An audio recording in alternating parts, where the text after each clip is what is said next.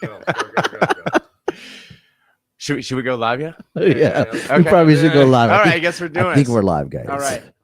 There's no theme song, so we could just like. Oh, I like that. Welcome everybody to Crypto Zombies, where we bring you the best brains from the Bay in blockchain, from the Bay to beyond and beyond. I feel like we're missing someone. Are we missing somebody? I'm sitting in the big boy seat.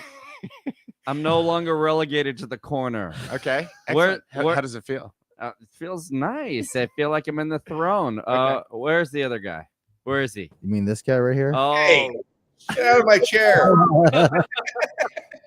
Chris Kelly. Where are you, bro? I'm in New York City. I'm set up at the Ace Hotel, and but happy to be on with all of you. Are you doing important stuff? I'm doing some work on this crypto treasury company that I may have vaguely alluded to previously, and on a secret project that I'll have more to say about in a number of weeks. But a very productive day. Awesome. Well, welcome, Chris. We're glad to have you. Thank you, even when you're traveling, for being dedicated to the show. I know, right? I think it's time to bring on our guest, Chad Master. Chad Master. He has a couple names. Welcome, Chad Master. Hey, Chad. What's going on, everybody? Welcome to Thanks Crypto Zombies. Yes, we're glad to have you. Chad, your name is also Sam. We're going to get into both your names in a second. But give us a little bit of background of yourself. Like, who are you? What do you do? And what's your area in the crypto landscape?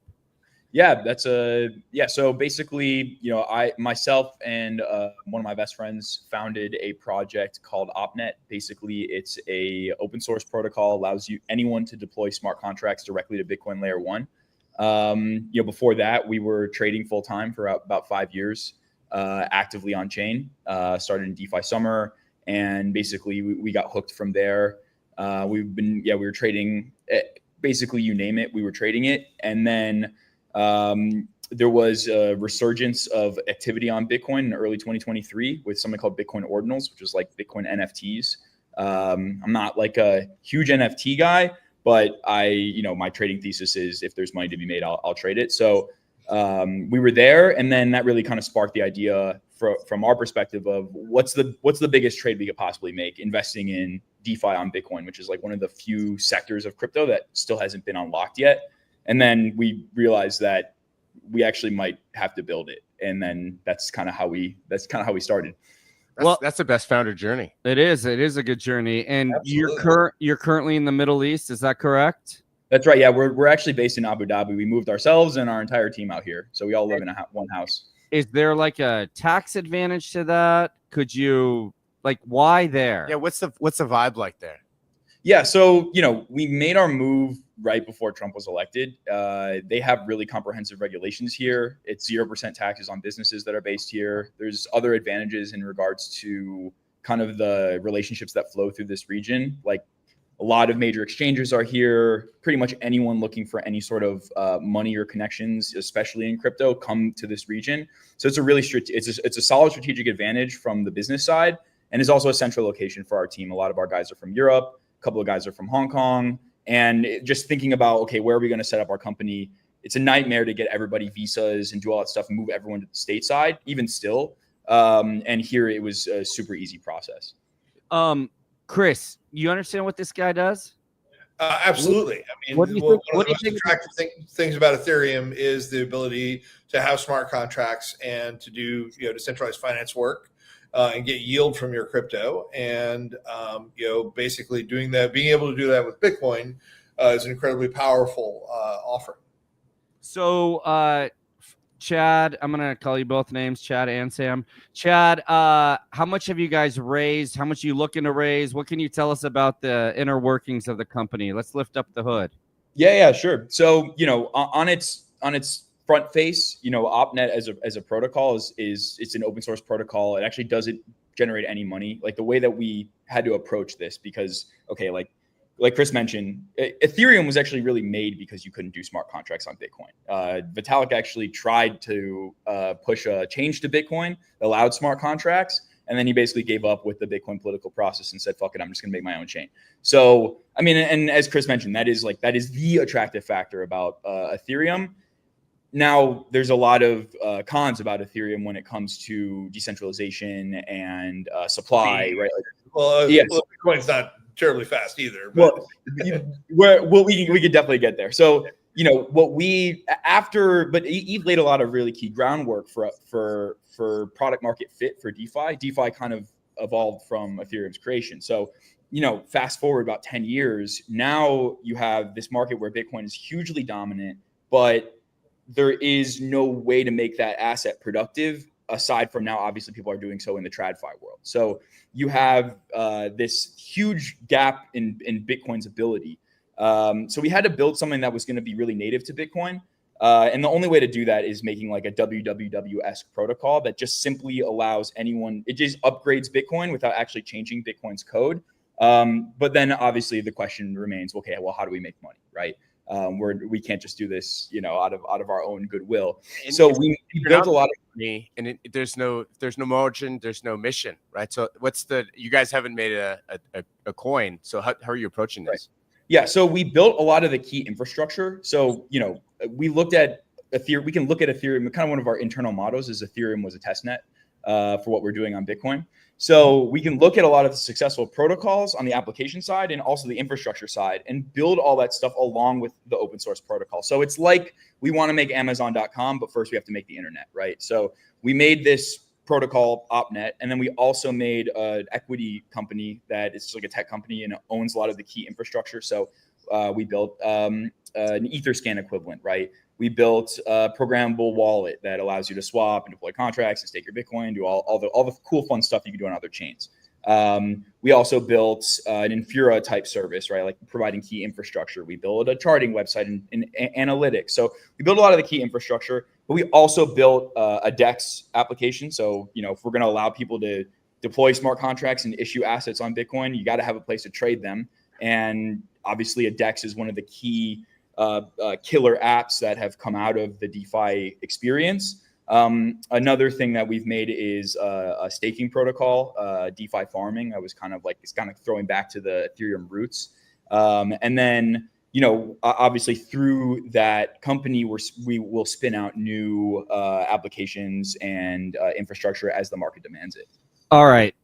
First of all, before I get to my next question, Chris, do you sign off on everything you just said? Yeah, no, I mean, look, it's an amazing project that they've launched, and it's it's a critical addition to the Bitcoin layer, and enabling all sorts of interesting yield approaches, and then building all of that infrastructure is this podcast is officially an alchemy shop, not an Infura shop, but because I angeled alchemy. That's right.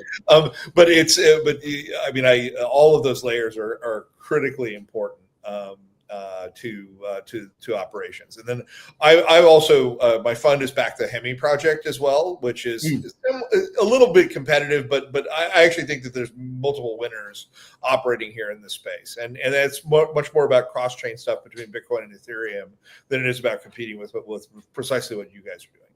All right. Well, all right. So Chris gives you the thumbs up. That's a big deal, bro. Congratulations. Nice. Sam, all right. First of all, you've got two names. Your name is Chad Masters. Is this like an alter ego crypto warrior name? Your spirit animal? Or... Exactly. In the spirit of crypto, right? Like Satoshi Nakamoto, it's always very crypto native to have like an alt. In full transparency, like I didn't come into the space planning to build anything.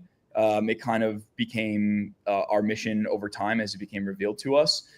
So when it comes to trading, and if you're going to be an active trader, be active in communities, which is like a thing that I really love to do. Nobody's using their actual name. Everyone has an alt. You just have kind of an online persona. I can have my ETH trading guy. I can have my Bitcoin trading guy. When it comes to being on chain, that's like one of the beauties of the anonymous nature of crypto. Is that you're Are we talking to Bruce Wayne or? Yeah. Yeah, when I'm in Abu Dhabi, I'm always Chad Master, So, but yeah, I mean, it really has only come in the past, few months as we started raising some capital that it's become more relevant to use my actual name.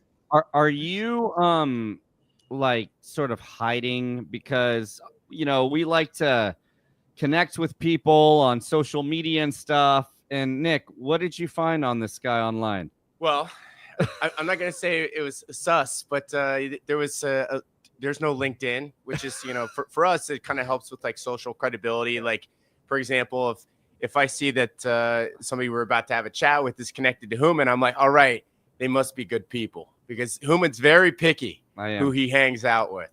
But no, I mean, obviously you're a big player in the space. What's the justification behind this? Help us understand.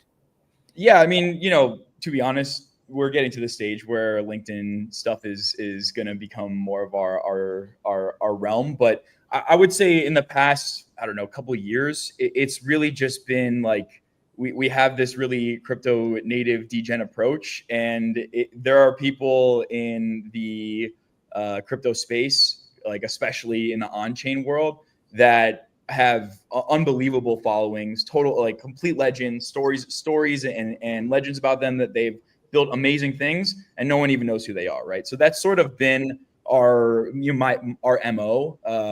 But yeah, again, But now now when it comes again, all of us, we did a round of fundraising, and we're moving towards a seed round, and so it's becoming more essential, I think, for that trust. But at the same time, most of our team at least is very, very on-chain native, and I would say we're the inverse of the LinkedIn TradFi world. Like none of us come from traditional backgrounds of experience, but again, we've been able to put together a really killer team. Like a lot of our developers are guys, none of them went to school. A lot of them are like coding prodigies that started when they were 8 years old. Some of them dropped out of high school. Some of them didn't go to college, but these guys are like some of the most whiz kids I've ever met. So how many people are part of the core team? We have 15 on the team. Okay. Gotcha. Well, congratulations on the raise. Who led the raise? Was it Gary Gensler by chance? Or it was not Gary Gensler. We actually haven't officially announced it yet, so I can't reveal on the show. Is this the moment? I can't reveal any specific details, but we have some pretty strong backers. We had some pretty strong backers. And it was a strategic round that we did at a pretty low valuation. Things went a little weird with us because we basically built everything before we raised any money, which definitely puts us in an advantageous position. But at the same time, fundraising cadence is a little weird because since we really already built everything, we do a pre-seed round. It's like, okay, we kind of framed it more as a strategic round. Yeah, we got a lot of what's your use of funds? I mean, it's like, well, you pay some of the team. Right? Yeah, exactly. Like we already had a little bit of a stash of cash saved away, but it was a helpful thing, especially when it comes to bringing us some legitimacy. And then again, moving into the seed round, that's really where we're going to start kind of leaning on some of our strategic investors. Before we get to Gary Gensler and your thoughts on him, Trump signed an executive order. Executive order. Yeah, Chris, give us your thoughts on this. So, I mean, he's making it okay to hold, crypto assets and digital assets in 401ks and other sort of traditional financial means. It's a powerful endorsement of the industry, and and another way in which this administration has been amazing on crypto. I would offer deep critiques of it in a number of other areas, but on crypto they've been amazing and continue to prove that every day. Well, since we're giving Trump some love, I say we turn over to our associate Bryn. Bryn, where are you? Oh, hi. Hey, I didn't realize I was associated to Trump now just because I brought up World Liberty Financial last week. Yeah. So how's it? Give us an update. Hold on one second. Let me look up what Trump coin is worth right now. I have no idea. I haven't been following. This is important. Honest. And you're not one of the top 200 holders. You're not going to be invited. I don't own any Trump coin. I was just Melania. Yeah, give us. Yeah, exactly. You're all in Melania, right? I was pointing out. It's kind of like the way I look at Trump Liberty Financial, the World Liberty Financial is kind of like following Pelosi's trades. You know what I'm saying? All right. Well, where are we at with it? Give All right, us an hold up. update. This is Give me- important. give me a second. Let me get All right. It's at oh wow, okay. Can you share your screen or no? Yeah, I'm about to. Just it's loading right now. Loading. Okay, there it is. All right. It's There at we go. 909. I'm not sure if that's up or down. Does anybody know? Chris, you got any I Trump? actually don't know. Sam, you got any Trump coin? I bought and sold it. Oh, how much you make? Can you tell us? I can't reveal, but I did make a killing on that. Where was it at when you bought it? Yeah. Where was it at when I bought it? Yeah. It was under 5 billion market cap. Oh, okay. What's it on now? What's And it it shot up to like 35, right? It peaked at 70. Oh wow. Okay, so twice that. Yep. Oh, look at this guy, Sam, Chad. Nice, Chad. Nice. I did well on that. I did even better on Melania coin. I caught Melania under $1 billion. What's the Melania coin at? You must Not good. came in Not early. All right, we don't have to look it up. Okay, so give us your thoughts on Gary Gensler. How was he towards you? And if you could sit down and talk with him, what would you say to him? Give us your thoughts. I mean, I think that he was pushing a severe anti-crypto agenda. I mean, that's obvious. It's weird because he had that talk, I think at like MIT or something like that. A whole course that he Yeah, designed and taught. And He was pro crypto then, or at least not hawkish, and then he gets into as the SEC. So it may have been him taking orders from the top or whatever the Democrat establishment was trying to push. But yeah, I mean, he was obviously horrible for the industry. Now, I will say that during that time was when the beautiful free market of crypto was washing out a lot of bad players. Yes. But yeah, I mean, he was terrible. I mean, he went after like Uniswap. He went after a bunch of people who I deem to be really good actors in the space when there was plenty of bad actors to go after. Yeah, and I just think overall he was horrible. I'm very glad that he's gone. Yeah, we our very first show was with the Uniswap guys, but yeah, they so were we had Marvin on from Uniswap, and Awesome. Marvin's one of my best friends, and we've done a whole bunch of work together for 20 years, going on 20 years. So they were. Yeah, I mean, they're total legends. I mean, like they're like heroes, like of mine. Like when Uniswap came out, pretty much they were like the crypto app. Like Hayden and MC and Marvin, and like that team is amazing. Absolutely. Yeah. The X times Y equals K algorithm should be put in a museum at some point. So Sam, I always ask this, and a lot of people don't want to answer it, but hopefully you'll be the one, because everyone's always scared about giving advice. But if somebody wants to start and understand crypto and Bitcoin, is there a place you could point them for the absolute beginner? Is there anywhere that you would suggest? Yeah, I mean, there's an awesome YouTube channel called Finematics that does just like these whiteboard deep dives into DeFi. And I mean, a lot of it is a little bit dated because it was like 2021-ish. But I mean, he gives you all the basics of on-chain activity. And I think that's a really good place to start. I mean, obviously, like there's kind of two worlds. There's Bitcoin, which is this total religion in and of itself. And then there's kind of the rest of the crypto world. Like the Bitcoin side is very, very deep. Like you have to, there's a lot of lore there, and it can be really exciting for people, but also Bitcoin can sometimes be hard for people to understand because you have this, it was supposed to be money. It was supposed to be peer-to-peer currency. Now it's digital gold, which is a totally different thing. And it's been adopted by institutions as such, but that's not really what it was designed to do or meant to be. And so Bitcoin's kind of in like a little bit of a personality crisis, in my opinion. Meanwhile, the rest of the on-chain world has kind of devolved a bit into just like pure degeneracy, like just meme coin trading. And then you have like yield hunters and stuff, but the overall DeFi dream is kind of down a little bit. And I think my mission is to be able to combine that with the strength of Bitcoin and all the liquidity that's there, the decentralized nature of it. And I think that if we bring that to Bitcoin, I think that there can be, ideally there only needs to be one, right? It's Bitcoin, and you can do all this other cool stuff. When you get into, okay, I understand Bitcoin now. I've done all my digging. But okay, but what the fuck is Ethereum? Or wait, well, what's Solana? And then wait, a layer 2. Like, what's going on here, right? Like, it can be a lot of people. So what can we do for one coin to rule them all? Exactly. What about MotoSwap? Is that UX going to be like the clear? Is that going to bring us back like the Phoenix from the ashes?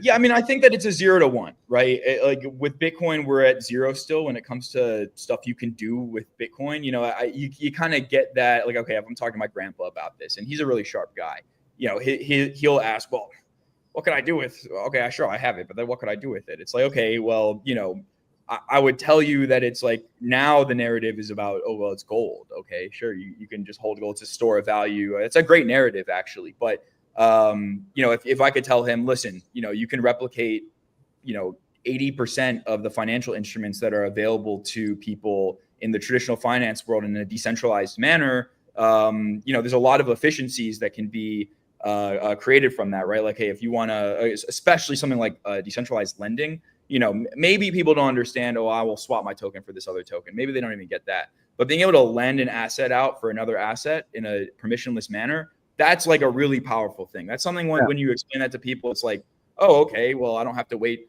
2 months for my credit to be checked. And this crazy process, like just an insane process. I mean, so exactly. I'm busy. We'll have an announcement on another investment that I'm doing that's soon to be. It's on-chain mortgages, and these need to be simplified in all sorts of different ways. How's the National Association of Realtors going to feel about that? Do you think?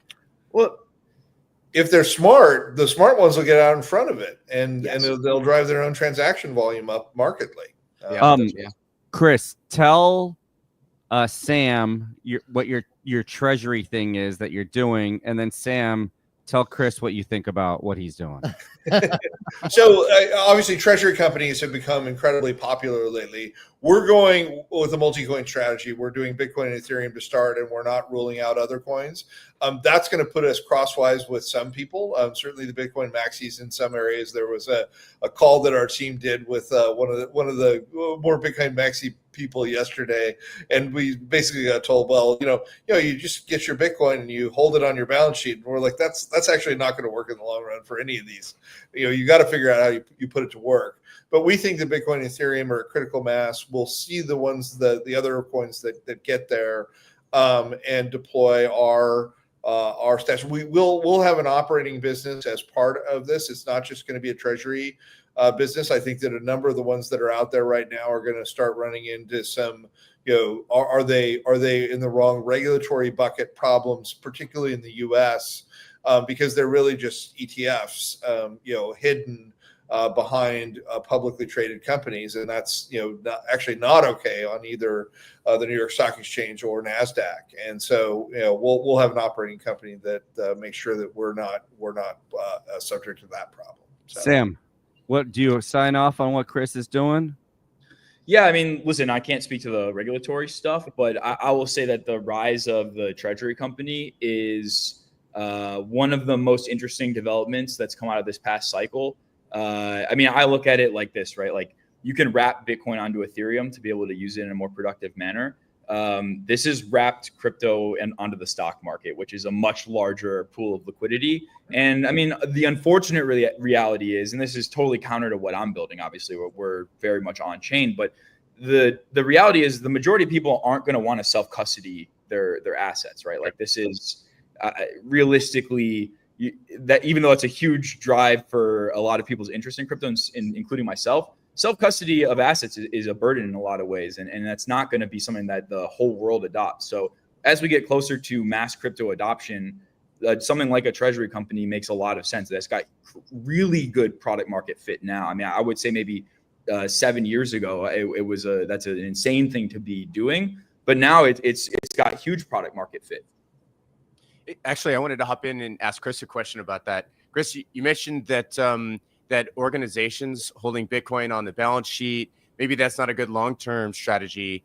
But if there's only 21 million Bitcoin issued, and it seems to be a pretty popular strategy with like Sailor and some of these other. No, exactly. I mean, Sailor has done this to a T, and MicroStrategy or Strategy now continues to trade at a multiple of the Bitcoin in the balance sheet. And that's just an incredibly powerful position to be in. And as long as the value of the Bitcoin keeps growing, you're setting a floor on your market cap. All right. Well, let's dumb it down a little bit. Sam, I can't help but notice your sleeves. Yeah. Show us those arms, Beth. Woo! Damn, looking How fresh. many tattoos you got, bro? I'm fully sleeved up on both sides. I've got some on my legs. I got some on my chest and my stomach. Are you done? No, I'm not done, but I'm avoiding anywhere that's visible if I'm wearing a suit. So I can always hide it, you know. Have the Arabs in your arms? Yeah. No, to be honest, and Chris will probably vouch for this. It's pretty progressive out here. I mean, especially in the UAE. In Abu Dhabi, especially. Yeah. It's very progressive out here. I mean, listen, I've got the full UAE outfit. I got the Kandora. You know, it totally hides everything. But I really haven't had any issues. I think actually, I think it plays to my favor because people, if they're worrying about whether I'm chill or not, that's usually a good signal. And do you find yourself in the Middle East 10 months a year, 6 months a year? What's your... Yeah, I mean, right now we're here full time. We're in full grind mode with the team. Everyone, again, we're all in the same house. We're all just living here, building. It's like the Social Network house, except there's no parties and there's no girls and there's no drugs. So it's like a way lamer version of that. But we are all working here. So yeah, I mean, right now it's pretty much full time. I mean, I travel a bit for conferences or investor meetings, those are really the only reasons why I'm traveling. Before I ask you my final question, before we wrap it up, I just want to say this episode is sponsored by Stone AI Holdings. Visit Stone AI Studios to see how they're revolutionizing storytelling with AI-powered innovation and complete IP protection. Huge thank yous to Nimbus Media for building their website, nimbusmedia.io. Finish this sentence for me. In 5 years, people will look back at OpNet and say, damn, they were the first to... It's easy. We were the first to put smart contracts on Bitcoin, right? Like if we're successful, we'll have fundamentally changed how people use and view Bitcoin. So, I mean, I think that people will look back and say they accomplished what everyone tried to do before they went off and made their own chains. Awesome. Are you guys coming to the SALT conference in Jackson Hole? I don't think so. No, our next thing that we're doing. Did you get the invite, bro? Did you get the invite? No, I actually got lost in the mail. Tell him what he's missing, Chris. No, there'll be some interesting conversations about Bitcoin. It's not a Bitcoin. It's not a Bitcoin Maxi conference, but there are a lot of Bitcoin Maxis who are there, and it'll be a set of a variety of conversations around the future of chains. The ordinals and Bitcoin based smart contracts have been subject of they were subject of a bunch of conversations last year, and I expect that they will be again this year. But you guys are doing it, which is super exciting. Sam, tell them what conference you're about to go to. We'll be at Bitcoin Asia in Hong Kong. Okay, that's at the end that's at the end of this month. But yeah, I mean, look, I think that it's an interesting thing. I mean, ordinals were kind of widely hated by Bitcoin maxis because it was just NFTs, and then from a technical perspective, it kind of hurt the Bitcoin blockchain. It bloated the UTXO set. Like that gets into really technical stuff. But we looked at a lot of that. So we have the benefit of hindsight. So we looked at a lot of that stuff and made all the fixes and made it super, super native to Bitcoin. I mean, look, I think that no matter what any Bitcoin maxi's opinion on how Bitcoin should be used is, if they can swap Bitcoin for Tether completely trustlessly, directly on chain without having to wrap or bridge or trust any other party, that I think that's all you really need. That and lending, and I mean, obviously there's going to be degen stuff like you're never going to avoid it in crypto. But yeah, I mean, those are the things that we're trying to bring, and then from there we can figure out how the whole thing scales. Very cool. Well, this has been awesome. Just you feel like a very contrarian player in the space. Like instead of the hype, you're about building. And this, frankly, it's pretty refreshing. So thank you for coming on. Is there anything you'd like, maybe any websites you'd like to shout out while we're wrapping here? Oh, totally. Yeah. I mean, obviously we have opnet.org. On there, you can check out, all of our applications, all of our infrastructure, everything I mentioned, it's all live on Bitcoin testnet. So You know, people are on there right now testing out all the applications and stuff. And, you know, you can obviously, anyone can come in and build. We made it really, really easy for any developer to build their own projects. So yeah, keep an eye out. I mean, we're planning for a fall launch for mainnet. And yeah, I mean, from there, there's going to be an insane amount of incentive to make Bitcoin transactions. So I think we see it's going to be pretty unavoidable to see us. So yeah, that's what I've got to say. Will you be on LinkedIn before the end of the year? Yes, I'll be on LinkedIn. You know what? I'll make a LinkedIn right after this. That's all we ask. That's all we ask. We LinkedIn got him on LinkedIn. Wow, that's our claim to fame now. I appreciate I'll it. just say this: when we were trying to research you to get ready for this, everyone's like, "This guy doesn't exist. No one can find this guy." He is Satoshi. No, I'm not. I'm not Satoshi. I'm Chad Master. You know, Baby. That's right. That's right. Yeah, yeah. I'll be on. David Layton. Everyone, that's me, right. David That's Layton. our sponsor. Studio. Follow David. StudioAIstudios.com. Okay. All right. All right. Thank you so much, bro. Great to have good. you. And Hey, thanks for having me, guys. Brains and blockchain. Check out siliconzombies.com, and we'll see you next week on Crypto Zombies. Thanks, everybody. Peace. Thanks, folks.